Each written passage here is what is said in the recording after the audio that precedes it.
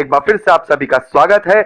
हम अध्ययन कर रहे हैं कुरिन्थियों के नाम पौलुस प्रेरित की दूसरी पत्रिका और अब समय है कि हम उसके तीसरे अध्याय और उसके पहले वचन से आगे का अध्ययन करें। यहां पहले वचन से लेके तीसरे वचन तक पौलुस लिखते हैं, क्या हम फिर अपनी बढ़ाई करने लगे या हमें अन्य लोगों के समान सिफारिश की पत्रियां तुम्हारे पास लानी या तुमसे लेनी है? हमारी पत्री तुम ही हो जो हमारे हृदयों पर लिखी हुई हैं और उसे सब मनुष्य पहचानते और पढ़ते हैं। यह प्रकट है कि तुम मसीह की पत्री हो, जिसको हमने सेवकों के समान लिखा और जो स्याही से नहीं परंतु जीवित परमेश्वर के आत्मा से, पत्थर की पट्टियों पर नहीं परंतु हृदय के मांस रूपी पट्टियों पर लिखी है। पौलुस यहां कह रहे हैं, क्या अब हमें अपनी बढ़ाई चाहिए? क्या हम अपनी प्रशंसा करने लगे? क्या हमें अपनी तारीफें चाहिए? क्या हम और दूसरों के समान सिफारिश की पत्रियां तुम्हारे पास लाने वाले हैं या तुमसे लेने वाले हैं? मेरे प्यारे भाई बहनों, ये जो सिफारिश की पत्रियां हैं, मैं आपको बताना चाहता हूं, इसको जब हम सही तरीके से ट्रांसलेट करते हैं तो इसका जो संदर्भ है वो है प्रशस्ति पत्र, यानी कमेंडेशन। इसका मतलब होता है किसी व्यक्ति के लिए जब हम लिखित रूप में प्रशंसनीय कार्यों को लिखकर उसे अवार्ड देते हैं, उसे प्रशस्ति पत्र कहते हैं। आप में से बहुत सारे भाई बहन जानते होंगे जो सरकार के द्वारा जो सम्मान दिए जाते हैं किसी भी व्यक्ति को, उसके सामाजिक कार्यों के लिए उसकी प्रशंसा की जाती है, उसमें उसे प्रशस्ति पत्र दिया जाता है। उसके कार्यों का आलेख होता है, उसमें उसकी प्रशंसा की जाती है कि फला व्यक्ति ने ये कार्य किया, फला व्यक्ति ने ये समाज के लिए अच्छा कार्य किया, यहां पर ये अच्छा कार्य किया, देश के लिए अच्छा कार्य किया, तो इसको बोलते हैं प्रशस्ति पत्र। एक अवार्ड भी हम इससे बोल सकते हैं कि अवार्ड जिसे एक यहां पर मिला जाता है। तो वहां भी हम देखते हैं कि पौलुस कह रहे हैं, क्या हम अपनी बढ़ाई चाहते हैं? क्या हम अपनी बढ़ाई कराएं? क्या हमें प्रशस्ति पत्र चाहिए? क्या हमें तुमसे लिखित रूप में अपनी प्रशंसा करवानी है या हमें तुम्हें लिखित रूप में प्रशंसा करवानी है? नहीं, हमें इस प्रकार का कोई अवार्ड, हमें इस प्रकार का कोई प्रशस्ति पत्र नहीं चाहिए। पौलुस कह रहे हैं, हमारे लिए तो वो अवार्ड तुम ही हो, वो मसीही विश्वासी जिन्हें हम सुसमाचार सुनाते हैं और वो सुसमाचार पर विश्वास करते हैं और उद्धार पाते हैं।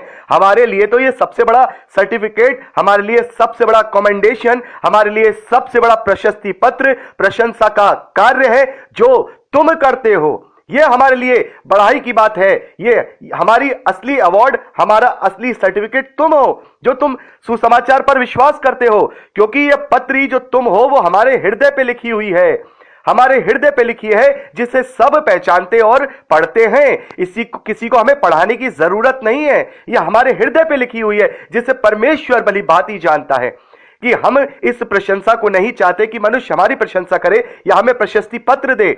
हम तो केवल इतना चाहते हैं कि जो कार्य हम परमेश्वर के लिए, प्रभु यीशु मसीह के लिए कर रहे हैं, हम ज्यादा से ज्यादा लोगों को बचा पाए। यही हमारे इस धरती पर रह करके हमारा प्रतिफल है, यही हमारा प्रशस्ति पत्र है और यही हमारा सम्मान है। हम अपनी कोई बढ़ाई करना नहीं चाहते हैं। पौलुस आगे लिखते हैं, जैसे हमने पढ़ा, यह प्रकट है कि तुम मसीह की पत्री हो, जिनको हमने सेवकों के समान लिखा, जो स्याही से नहीं परंतु जीवित परमेश्वर की आत्मा से और पत्थरों पर नहीं परंतु हृदय की मांस रूपी पट्टियों पे लिखी है। तो तुम वो प्रशस्ति पत्र हो, वो तुम प्रशंसा का कार्य हो, जिन्हें हमने आत्मा से तुम्हारे हृदय रूपी मांस की पट्टियों पे लिखा है, किसी पत्थर और स्याही से नहीं लिखा। यह पवित्र आत्मा की सामर्थ से तुम्हारे अंदर हमने उन बातों को लिखा है, जो बातें हमने तुम तक पहुंचाई हैं, जो सुसमाचार हमने तुम तक पहुंचाया है, जो परमेश्वर की, प्रभु यीशु मसीह की शिक्षाएं हमने तुम तक पहुंचाई हैं, वो तुम्हारे हृदय में वास करती हैं और ये अपने आप में हमारे लिए बहुत बड़ा प्रशस्ति पत्र है। यह कोई स्याही से, कागज से या किसी सोने या पत्थर पर लिखा गया कोई अवार्ड नहीं है। ये सबसे बड़ा अवार्ड है जो आत्मा के द्वारा लिखा गया है। ये किसी कागज पे नहीं, ये हृदय रूपी, जो हमारा जो हृदय है उसकी मांस रूपी पट्टी पे लिखा है, हमारे मन में वसा हुआ है पवित्र आत्मा के कॉन्शियस के द्वारा। हमें अब और किसी दुनियावी बढ़ाई की या दुनियावी प्रशंसा की या प्रशस्ति पत्र की जरूरत नहीं है, क्योंकि एक सेवक के लिए जो प्रचारक होता है उसका प्रतिफल, जैसा मैं आपको पहले भी बता चुका हूं, यह उसके लिए वरदान होता है इस धरती पर कि जब वो पवित्र आत्मा की सामर्थ में होकर के सुसमाचार बांटता है और लोग उसे ग्रहण करते हैं, यह उसके लिए सबसे बड़ा वरदान, सबसे बड़ा प्रशस्ति पत्र, सबसे बड़ा उसके लिए प्रतिफल इस धरती पर परमेश्वर के द्वारा ठहराया जाता है। पौलुस आगे लिखते हैं, हम मसीह के द्वारा परमेश्वर पर ऐसा ही भरोसा रखते हैं, यह नहीं कि हम अपने आप से इस योग्य हैं कि अपनी ओर से किसी बात का विचार कर सके, पर हमारी योग्यता परमेश्वर की ओर से है। पौलुस यहां पर अपने विषय में बात कर रहे हैं, जो प्रचारक हैं, जो प्रभु के जो प्रेरित हैं, उनके लिए यहां पर पौलुस कह रहे हैं कि हम मसीह के द्वारा परमेश्वर पर ऐसा ही भरोसा रखते हैं कि हमें अपनी बड़ाई नहीं चाहिए, हमें अपनी प्रशंसा नहीं चाहिए, हमें कोई सिफारिश का पत्र नहीं चाहिए, हमें कोई अवार्ड नहीं चाहिए। हमारे लिए सबसे बड़ा अवार्ड तुम हो, जो तुम प्रभु की बातों पर विश्वास करते हो और उद्धार को प्राप्त करते हो। पौलुस आगे लिखते हैं, ये नहीं कि हम ये बातें कि हम इसके योग्य हैं। पौलुस कहते हैं कोई भी जो प्रचारक है या जो प्रेरित है वो अपने आप से किसी योग्य नहीं है। वो अपने आप से किसी योग्य नहीं है कि वो अपनी ओर से बातें नहीं करता। वो योग्यता परमेश्वर की ओर से होती है, क्योंकि उसे पवित्र आत्मा से अभिषेक किया जाता है। पवित्र आत्मा के द्वारा सिखाया जाता है कि उसे कैसे सुसमाचार का प्रचार करना है, उसे कैसे दूसरे लोगों की आत्मिक उन्नति करनी है। ये उसकी योग्यता नहीं होती। यहां पर मैं आपको बताना चाहता हूं, कोई भी मनुष्य जो प्रचार करता है वो अपनी योग्यता से कभी प्रचार नहीं कर सकता। ये टैलेंट किसी मनुष्य का नहीं हो सकता। हो सकता है बहुत सारे लोग बोलने वाले, ज्यादा बोलने वाले हो सकता है लोग बड़ी बड़ी एक्टिंग करके बोलने वाले हो सकता है बड़ी बड़ी बातों को घुमा फिरा करके बोलने वाले लोग हों, लेकिन जो आत्मा का प्रचार होता है वो मनुष्य का टैलेंट नहीं होता।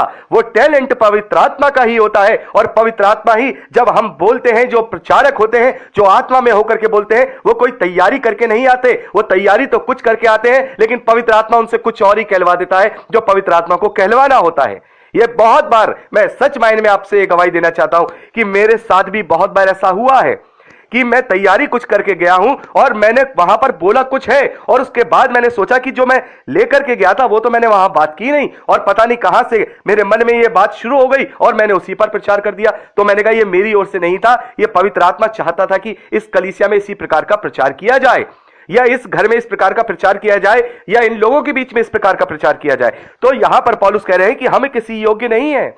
कोई भी प्रचारक, कोई भी प्रभु का दास अपने आप में ऐसी योग्य नहीं है। वो पवित्र आत्मा की सामर्थ्य के द्वारा योग्य बनता है, परमेश्वर की ओर से योग्य बनता है। आगे पौलुस कहते हैं, जिसने हमें नई वाचा के सेवक होने के योग्य भी किया, शब्द के सेवक नहीं वरन आत्मा के, क्योंकि शब्द मारता है परंतु आत्मा जिलाता है। तो यहां पर पौलुस नई वाचा के विषय में कह रहे हैं। जो प्रभु के दास होते हैं, जो प्रभु के सेवक हैं, वो पवित्र आत्मा की अधीनता में नई वाचा के सेवक हैं। वो किसी शब्द के सेवक नहीं है, वो किसी लिखे हुए शब्द के सेवक नहीं है, बल्कि पवित्र आत्मा की अधीनता में परमेश्वर की ओर से जो से सत्य प्रकट किया गया है, जो सत्य दिया गया है इस पवित्र शास्त्र के अनुसार, उसके वो सेवक हैं। दुनियावी शब्द के या दुनियावी बुद्धि के या दुनियावी टैलेंट के वो सेवक नहीं है, क्योंकि शब्द मरता है। जो हमारी बुद्धि के जो शब्द हैं, हमारे दुनियावी जो शब्द हैं, जो हम बना करके बोलते हैं, वो शब्द नाशवान है, लेकिन जो आत्मा है वो जिलाता है।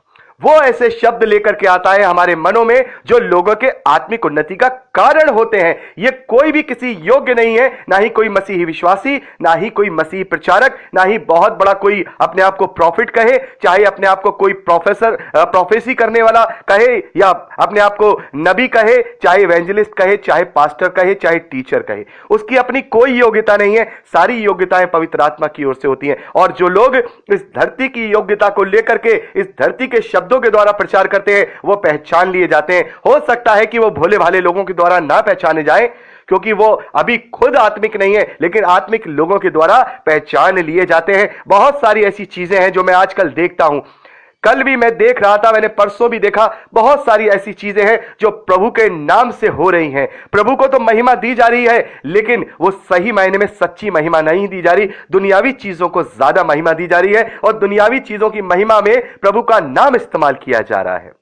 ऐसी जगहों पे मैं देखता हूं कि वहां कोई भी ऐसी बात उनसे ना ही आत्मिक जीवन के विषय में की जाती है, ना ही अनंत जीवन के विषय में की जाती है, ना ही आने वाली जिंदगी जो असली जिंदगी है उसके विषय में की जाती है, बल्कि समस्त वो सभा, या हम कहें जो भी वहां पर वो शब्दों का इस्तेमाल हो रहा है, वो दुनियावी तरीके से दुनिया की चीजें, केवल दुनिया की चीजें, दुनिया की तकलीफें, दुनिया की परेशानियों से ही छुटकारा पाने के लिए वहां सारी बातें होती रहती है। तो ये दुनियावी शब्द हैं, ये नाशवान हैं। यहां पर पौलुस कह रहे हैं कि शब्द मरता है, आत्मा जिलाता है। हमारे मुंह के शब्द जो हम अपने अपने आप से, अपनी बुद्धि से बोलते हैं, वो नाशवान है। लेकिन आत्मा में होकर के जो बात बताई जाती है, जिससे आत्मिक उन्नति होती है, वो जीवित करता है, वो हमेशा हमेशा की जिंदगी देता है। तो ये इस बात का काफी मुझे अफसोस होता है कि जब मैं देखता हूं कि इस प्रकार से हजारों की, लाखों की भीड़ें इकट्ठा होकर के वहां पर जाते हैं और नाम मसीह का ही लिया जा रहा है, नाम हालेलुया हालेलुया ही किया जा रहा है, जय मसीह की, जय मसीह की, प्रेज द लॉर्ड, यही हो रहा है, यीशु यीशु हो रहा है। लेकिन वहां पे काम कोई भी यीशु का नहीं हो रहा है। यीशु के नाम से केवल शब्दों का ही इस्तेमाल हो रहा है, वहां कोई आत्मिकता नहीं है। और लोग उन शब्दों के जाल में फंस के अपने आप को क्या कर रहे हैं, परमेश्वर से, इस धरती के आशीषों के कारण परमेश्वर की सच्ची जिंदगी से अपने आप को अलग कर रहे हैं, सच्ची बात से अपने आप को दूर कर रहे हैं।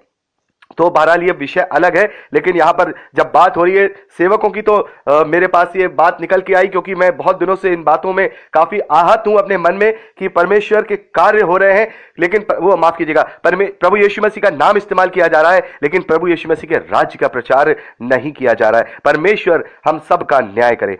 7वें वचन में पौलुस लिखते हैं, यदि मृत्यु की वह वाचा जिसके अक्षर पत्रों पर खोदे गए थे, यहां तक कि तेजोमय हुए कि मूसा के मुंह पर तेज के कारण जो घटता भी जाता था, इसलिए इजरायली उसके मुंह पर दृष्टि नहीं कर सकते थे।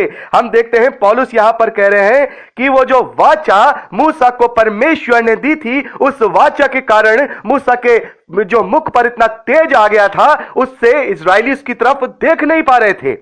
वो वाचा, जो शारीरिक वाचा जो परमेश्वर ने मूसा के द्वारा दी थी, पौलुस यहां लिख रहे हैं, यदि मृत्यु की वह वाचा जिसके अक्षर पत्थरों पर खोदे गए थे, यहां तक तेजोमय हुई, इतनी उसमें से प्रकाश फूटा कि मूसा के मुंह पर तेज के कारण जो आगे चल के घट भी गया, इजरायली उसके मुंह पर दृष्टि नहीं कर पा रहे थे। और इस बात को अगर आप पढ़ना चाहते हैं तो इस बात को आप निर्गमन की पुस्तक उसके 34वें अध्याय और उसके 25वें वचन से आगे पढ़ के, और खास तौर पे 29वें वचन को पढ़ के आप इस बात को देख सकते हैं कि जब वो जो पट्टियां लेकर के जब मूसा नीचे उतरते हैं तो उनका चेहरा बिल्कुल तेज के मारे दगमगा रहा था और इजरायली उन्हें देख नहीं पा रहे थे, उस वाचा की पट्टियों के द्वारा ही। आगे पौलुस लिखते हैं, तो आत्मा का वाचा, यहां पे पौलुस 8वें वचन में लिखते हैं, तो आत्मा की वाचा और भी तेजोमय क्यों ना होगी, क्योंकि जब दोषी ठहराने वाली वाचा तेजोमय थी, तो धर्मी ठहराने वाली वाचा और भी तेजोमय क्यों ना होगी। Hallelujah hallelujah. कितनी बड़ी बात पौलुस यहां पर कह रहे हैं कि वो व्यवस्था जो इजरायलियों को दी गई थी, उस पर ना चलने के कारण वो मृत्यु को प्राप्त कर सकते थे, मृत्यु को प्राप्त हो सकते थे, लेकिन ये नई वाचा जो अनुग्रह की है, जो विश्वास की है, हमें दी गई है, तो इस नई वाचा का तेज उससे अधिक